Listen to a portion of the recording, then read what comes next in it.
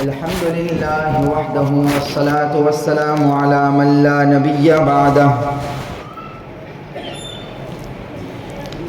أعوذ بالله من الشيطان الرجيم. بسم الله الرحمن الرحيم. يا أيها الذين آمنوا قوا أنفسكم وأهليكم نارا. صدق الله مولانا العظيم وصدق رسوله النبي الكريم ونحن على ذلك لمن الشاهدين والشاكرين والحمد لله رب العالمين.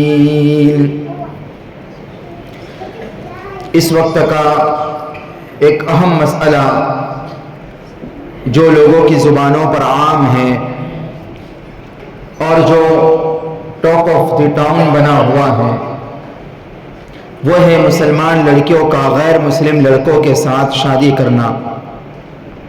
اس کی کیا حقیقت ہے؟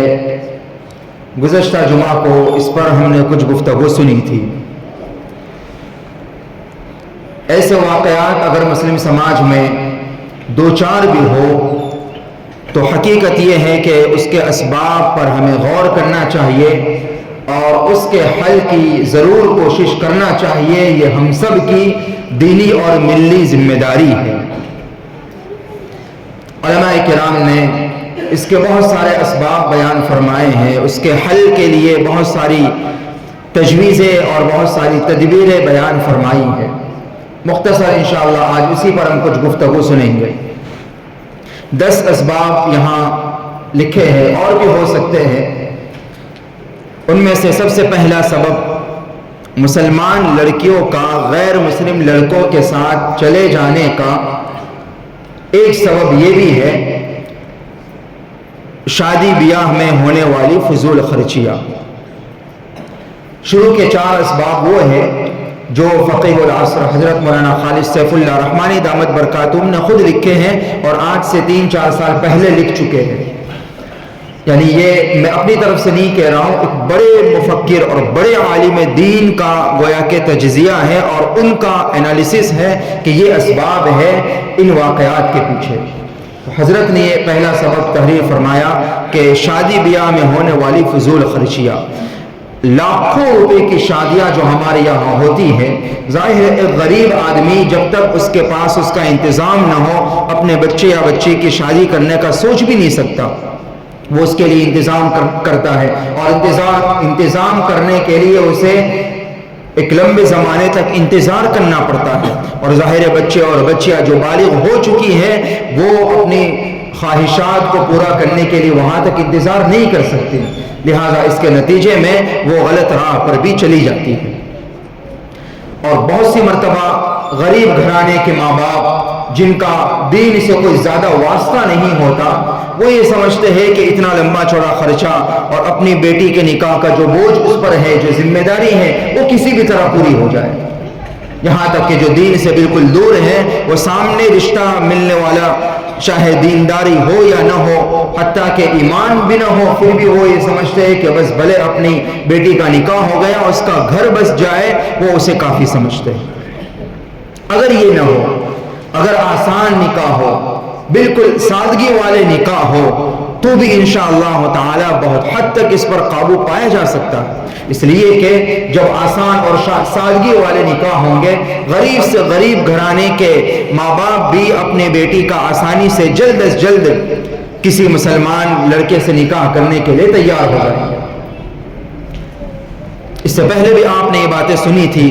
اور شادی بیاہ میں جو خرافات اور جو فضول خرچیاں ہوتی ہیں وہ اس قدر عام اور ایسی باتیں ہیں کہ جسے بیان کرنے کی کوئی خاص ضرورت نہیں ہے, ہر کوئی جانتا ہی ہے. پرانے زمانے میں نوابوں کے یہاں جو شادیاں ہوتی تھی, ہمارے یہاں مڈل کلاس تو کیا غریبوں کے یہاں ایسی بلکہ اس سے بڑھ کر شادیاں ہونے لگی. اور پہلے آپ نے یہ بھی سنا تھا کہ اس کی روک تھام کے لیے جو مالدار لوگ ہیں جن کو اللہ نے کچھ مال و دولت سے نوازا ہے پہلے ان کو آگے آنا پڑے گا. ان کے لیے ضرورت اس بات کی. اور آج یہ مجمع میں جتنا بیٹھے ہوئے اس میں سے جو اللہ نے جن کو مال و دولت دی ہے وہ ارادہ کرے کہ وہ انشاءاللہ اپنے اولاد کی یا اولاد کی اولاد کی شادیاں اور نکاح سادگی سے کریں گے انشاءاللہ. وہ ارادہ کرے. اور سادگی سے نکاح کا مطلب یہ ہے کہ ہمارے یہاں جو شادی کے نام پہ لاکھوں روپیہ ڈیکوریشن میں لگاتے ہیں اور شادی جو اصل شادی ہے، اصل شادی نکاح اور ولیمہ، اس سے ہٹ کر جو لاکھوں روپیہ دعوتوں میں خرچ کیا جاتا ہے اس میں اس کو ختم کرنے یا کم سے کم کرنے کی کوشش کریں. اللہ نے آپ کو دیا ہے اور آپ کے تعلقات زیادہ ہیں، بھلے آپ 5000 لوگوں کو ولیمہ کھلائے، ولیمہ ہے، آپ سنت ہے کھلا سکتے ہیں، مگر سادگی سے ہو. یہ نہ ہو کہ ولیمہ 5000 کا ہو اور اتنا زیادہ 10 آئٹمیں کھلائے جائے کہ 500 لوگوں کے نام سے تو یہ بگاڑ ہی اور ویسٹ ہی پھینک دیا جائے. آپ سیدھا سادہ کھانا کھلا دیں. آپ کے تعلقات ہیں، آپ کو زیادہ لوگوں کو بلانے کی ضرورت ہے، بلانا پڑے گا، کوئی بات نہیں، مگر سادگی اس میں بھی تو ہو سکتی ہے. سادگی کا مطلب یہ تو نہیں ہے کہ صرف آپ 50 لوگوں کو بلا لیں اور ختم کر دیں، اسی کا نام صرف سادگی ہو، بلکہ زیادہ لوگوں کو بلائیں، مگر سادگی زیادہ لوگوں کو بلا کر بھی آپ سادگی والا نکاح کر سکتے ہیں. اس کی کوشش کریں. سوچے اس پر خود ہمیں غور، اور یہ نہ سوچے کہ میرے اکیلے کے سادگی سے نکاح کرنے سے کیا ہوگا. ساری خرابی یہی پیدا ہوتی ہے، نیکی کے بارے میں بھی، برائی کے معاملے میں بھی. آدمی یہ سوچتا ہے کہ میرے اکیلے سے کیا ہوگا. افراد سے مل کر ہی قوم بنتی ہے. اگر ہر فرد یہ سوچنے لگے اور ہر بندہ یہی سوچے کہ میرے اکیلے سے کیا ہوگا، بلا کبھی سدھار آ سکتا ہے. ہر کوئی یہ سوچے کہ نہیں میں پہلے کوشش کروں، اللہ کسی کو میرے ذریعے سے ہدایت عطا فرما دے، مجھے کسی کی ہدایت کا اللہ ذریعہ بنا دے. کوئی کرے نہ کرے، خود اپنے آپ میں یہ کوشش کرے اور تہیہ اور ارادہ کرے کہ ہم انشاءاللہ یہ کریں گے. ہر برائی کے بارے میں یہ ہونا چاہیے. یہ نہ سوچے کہ میرے اکیلے سے کیا ہوگا، انشاءاللہ بہت کچھ ہوگا. آپ کا اخلاص پوری قوم کی اصلاح کا ذریعہ بن سکتا ہے. یاد رکھنا، آپ نے اگر اکیلے نے تنہا پورے سماج کے خلاف شریعت پر عمل کرتے ہوئے اخلاص کے ساتھ عمل کیا، آپ کا وہ اخلاص بھرا عمل پورے سماج اور پوری قوم کے لیے نمونہ بن سکتا ہے. تو ہر مالدار یہ کوشش کرے غریبوں کو حوصلہ ملے. جو مڈل کلاس کے لوگ ان کے لیے نمونہ ثابت ہوں گے آپ لوگ. وہ سوچیں گے کہ ان کے پاس اتنا سب کچھ ہونے کے بعد بھی جب سادگی سے کیا تو میرے پاس تو ہے ہی کچھ نہیں. اسے حوصلہ ملے گا اور وہ بھی سادگی سے نکاح کرنے کے لیے تیار ہوں گے. پہلا سبب حضرت نے یہ لکھا ہے کہ فضول خرچہ جو لاکھوں کی، آپ سوچئے نا، کسی کے پاس اگر 50,000 ہو تو کیا وہ اپنے بیٹے یا بیٹی کا نکاح کر سکتا ہے آج کے زمانے میں؟ اور جب نہیں کر سکتا، بیٹے کو یا بیٹی کو انتظار کرنا ہی پڑے گا جب تک اس کے باپ کے پاس لاکھوں روپیہ جمع نہ ہو. تو ظاہر اتنا انتظار وہ باپ انتظار کر لے گا، شاید بیٹا یا بیٹی انتظار کر لے. اس کے اندر جو جذبات اور جو خواہشات ہیں وہ نہیں روک سکتے. اس کی تکمیل ہوگی چاہے صحیح طریقے سے یا غلط طریقے سے، اور اس کے ذمہ دار ماں باپ کے ساتھ میں سماج کے اور لوگ بھی ہوں گے. تو پہلا کام، پہلا سبب اور اس کا حل، فضول خرچہ. شادی جو مہنگی سے مہنگی ترین ہوتی جا رہی ہے، اس پر روک تھام کی ضرورت ہے.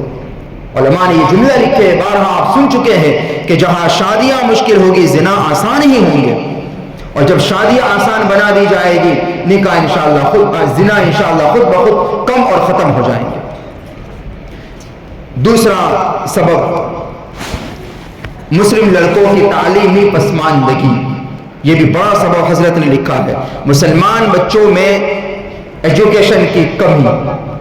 دیکھیے ہمارے یہاں 8 10 12 حد ہو گئی، بس اس کے آگے کوئی مسلمان بچہ پڑھتا ہوا نظر آ جائے تو خوشی ہوتی ہے کہ چلو اچھا ہے، ماشاءاللہ کالج میں ہے اور ایڈوکیٹ بنے گا، انشاءاللہ ڈاکٹر بنے گا. یہ تو ہمیں کوئی نظر ہی نہیں آتا. کتنے نوجوان ہمارے محلے میں آپ کو ایسے ملیں گے، ذرا کچھ 8ویں 10ویں میں آیا، ذرا کچھ طاقتور ہو گیا، اسے کمانے کے لیے بھیج دیتے، یہ سمجھ سے 2 پیسہ کما کر لائے. ایجوکیشن کی، اور افسوس کی بات یہ ہے نہ صرف دنیاوی ایجوکیشن کی کمی ہے، دینی ایجوکیشن میں کہاں کھڑے وہ بھی دیکھنے کی ضرورت ہے.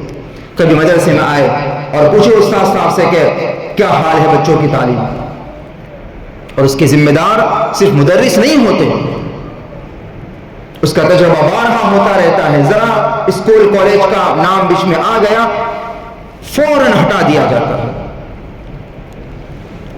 ایجوکیشن کی کمی یہ بہت بنیادی وجہ ہے، اور اس کا سبب یہ لکھا ہے کہ اب بچیوں کو پڑھانے کا رجحان بڑھ رہا ہے، لڑکیوں کا ایجوکیشن دلانے کا مزاج لوگوں کا بڑھ رہا ہے، اور نتیجہ یہ ہوتا ہے کہ لڑکیاں آگے بڑھ رہی ہیں، لڑکے اس سفر میں ایجوکیشن کی لائن میں پیچھے ہٹ رہے ہیں.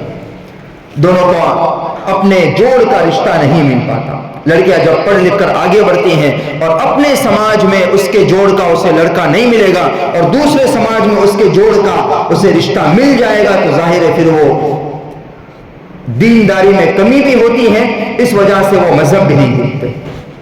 ضرورت اس بات کی کہ ہم اپنے بچوں کو بھی آگے بڑھائیں.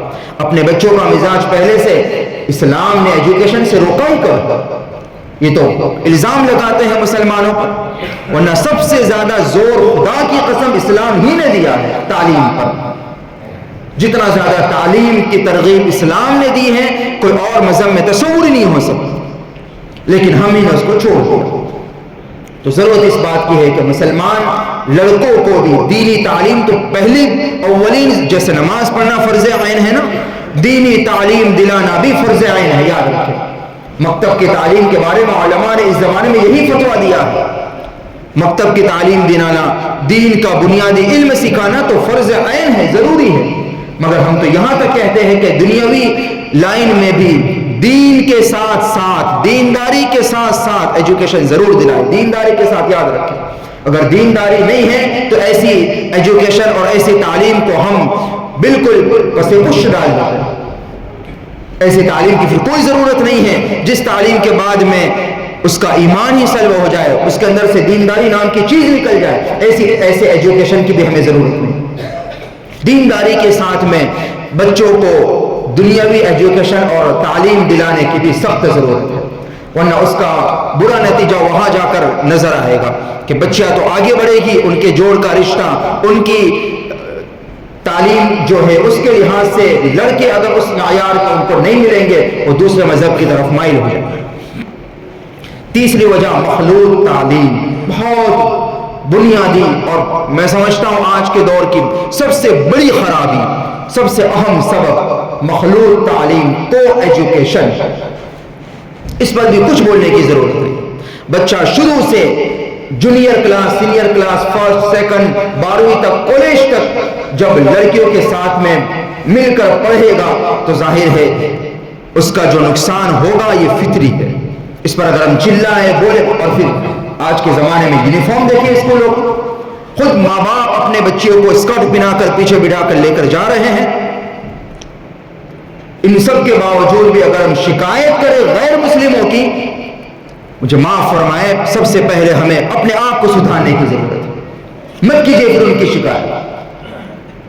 ہم نے اپنے آپ پر، اپنے پیروں پر کڑھالے چلائے، ہم نے اپنے آپ سے اپنی آنے والی نسلوں کو کھائی میں دھکیلا ہے. ذمہ دار تو پہلے ہمیں اپنے آپ کو ذمہ دار سمجھنا. کون سمجھتا ہے ذمہ دار؟ ہمیں تو اپنے آپ کو سب سے بڑا پارسا ماننا ہے، اپنے اولاد کو سب سے زیادہ بھروسے مند ہمیں کو سمجھنا ہے. وہی بات جو آپ گزشتہ 2-3 جمعہ سے احساس پیدا کرنے کی ضرورت ہے. ہمیں احساس پیدا کرنے کی ضرورت ہے کہ نہیں، واقعی ہماری کمزوری ہے. جب تک آدمی کمزوری قبول نہیں کرے گا اس کی اصلاح ناممکن ہے. اصلاح کے لیے میرے دوستو ضرورت ہے کہ ہم اپنی کمزوری کو قبول کریں، تسلیم کریں، مانیں. اور یہ معاف کیجیے گا، میں آپ کو تانا نہیں دے رہا ہوں، آپ میرے اپنے ہیں. اس لیے یہ باتیں کچھ کہ شاید آپ لوگ اس پر عمل کرنے والے، اور انشاءاللہ اسی امید سے کہہ رہا ہوں، امید ہے آپ سے کہ آپ ضرور انشاءاللہ اس پر عمل کریں گے. کہو انشاءاللہ. جہاں مخلوط تعلیم ہوگی، لڑکے لڑکیاں کس طرح کے واقعات پیش آتے رہتے ہیں. 2-3-4 سال پہلے کا ایک ویڈیو میں نہیں بولنا چاہیے، مگر مخلوط تعلیم کا جو نقصان ہے وہ پہلی یا دوسری کلاس کا بچہ اور بچی، ان کا شرمناک ویڈیو سامنے آیا. پہلی اور دوسری کلاس کا بچہ اور بچی، یہ ظاہر ہے اس کا اثر تو ہوگا. اگر کوئی حلوائی اپنی دکان میں گلاب جامن اور جلیبی بالکل کھلی چھوڑ دے اور یہ کہے کہ مجھے اپنے بنائے ہوئے مٹھائی پر بھروسہ ہے، کوئی مکھی اس پر آ ہی نہیں سکتی، یہ اس کی حماقت اور بیوقوفی ہوگی. جہاں مٹھائی کھلی چھوڑی جائے گی وہاں مکھیاں ضرور آئے گی، یہ فطرت ہے. جہاں مرد عورت بچے اور بچہ ایک ساتھ جمع ہوں گے اور بالکل بے اسلامی غیر اسلامی لباس کے ساتھ، بے شرمی والے لباس کے ساتھ، وہاں خرابی تو فطری ہے۔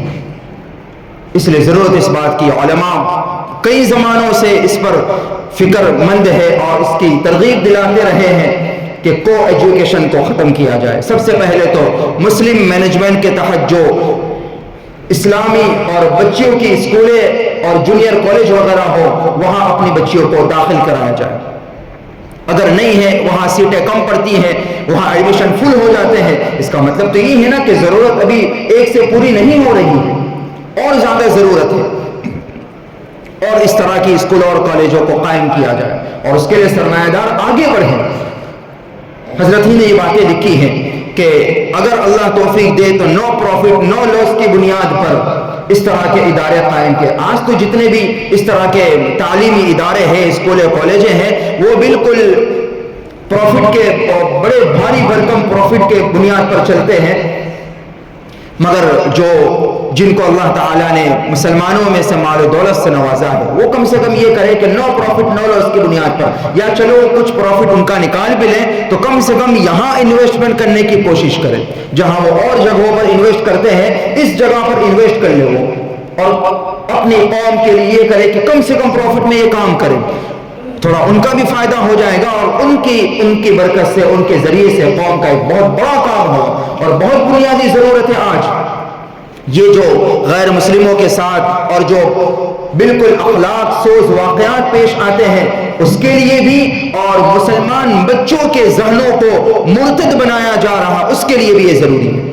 اب جا کر معلوم کرے، دیکھیں ہنومان چالیسا ان کی اسکولوں میں پڑھایا جاتا، اور کتنے بچوں نے بتایا کہ یہ فلاں لڑکا پڑھاتا ہے۔ جو بچہ یہاں صبح میں مدرسے میں آ کر پہلا کلمہ دوسرا کلمہ بچوں کو پڑھاتا ہے، وہ بچہ وہاں جا کر ہنومان چالیسا پڑھاتا ہے۔ اس کا ذمہ دار وہ بچہ نہیں ہے، وہ بچہ اس کا ذمہ دار نہیں ہے، سب سے پہلے ہم اور آپ اس کے ذمہ دار ہیں۔ اس لیے سب سے زیادہ ضرورت اس بات کی ہے کہ مخلوط تعلیم کو ختم کیا جائے، مسلم اسکولیں قائم کی جائے، مسلم کم سے کم جونیئر کالجز قائم کی جائے، مسلم کالجز کا قیام کیا جائے۔ یہ وقت کی بہت اہم ضرورت ہے، مگر افسوس یہ ہے کہ اس جانب ہماری کوئی توجہ نہیں ہوتی، اور جو فکر کرتے ہیں، جو توجہ اس جانب کرتے ہیں، ان کا ساتھ دینے والے لوگ نہیں مل پاتے۔ اس لیے جو مالدار لوگ ہیں، جو سرمایہ دار لوگ ہیں، جو ذمہ دار قسم کے لوگ ہیں، وہ سر جوڑ کر بیٹھے اور آپس میں مشورہ کرے، پلاننگ کرے۔ آج پلاننگ کریں گے، بھلے 5 سال کے بعد صحیح کوئی نہ کوئی نتیجہ تو سامنے آئے گا۔ اگر اسی طرح سوتے رہے تو پھر صدیوں تک سوتے ہی رہیں گے۔ اس لیے کوشش کرے اس جانب پہ۔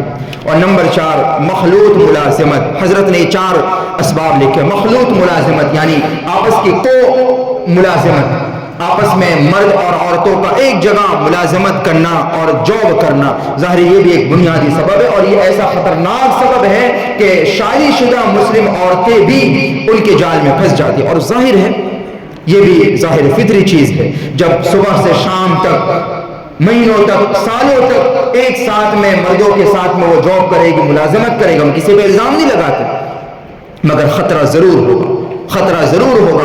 اول تو اسلام نے اتنا خوبصورت نظام دیا ہے، گھر کے باہر کا پورا فریضہ مرد سنبھالے، عورتوں کو باہر نکالا ہی نہیں، آرام دیا ہے، عورتوں کو قید میں نہیں رکھا ہے، آرام دیا ہے کہ تم گھر میں آرام سے گھر کے شہزادی بن کے رہو، باہر دھوپ میں، کڑی دھوپ میں محنت مزدوری کرے گا تمہارے لیے مرد۔ مگر انگریزوں نے اور یورپین کلچر نے عورتوں کو آزادی کے نام پر باہر مزدور بنا کر رکھ دی، اور ہم بھی اسی رو میں بہہ رہے۔ اول تو ضرورت اس بات کی ہے کہ ان کو جاب کرانے کی، ملازمت کرانے کی ضرورت ہی نہیں، اور ہوتی ہے تو پھر آپس میں مرد اور عورتوں کے ایک ساتھ میں ملی جلی ملازمت ہوتی ہے، یہ بھی ایک بنیادی سبب ہے۔ یہ 4 اسباب حضرت نے لکھے ہیں۔ نمبر 1، شادیوں کی فضول خرچیاں۔ نمبر 2، مسلم لڑکوں کی ایجوکیشن کی کمی۔ نمبر 3، کو ایجوکیشن۔ اور نمبر 4، ملازمت میں آپس میں اختلاط۔ اور بھی کچھ اسباب انشاءاللہ آئندہ ہم سنیں گے۔ یہ وہ ساری باتیں ہیں میرے بھائیوں، میرے دوستوں، بزرگوں، آپ حضرات یہ ساری باتیں جانتے ہیں، یہ باتیں کوئی نئی نہیں ہے، ایسی باتیں نہیں ہے کہ آپ نے زندگی میں پہلی بار سب معلوم ہے، مگر بس ضرورت اس بات کی ہے اسے دل پر لے، اسے پھیلائے، اس کے چرچا کرے، اور اس کا تدارک کرنے اور اس کا حل کرنے کے ہم مل کر کوشش کریں۔ کرے. اللہ تعالی ہم تمام کو توفیق عطا فرمائے. آمین. وآخر دعوانا ان الحمد للہ رب العالمین.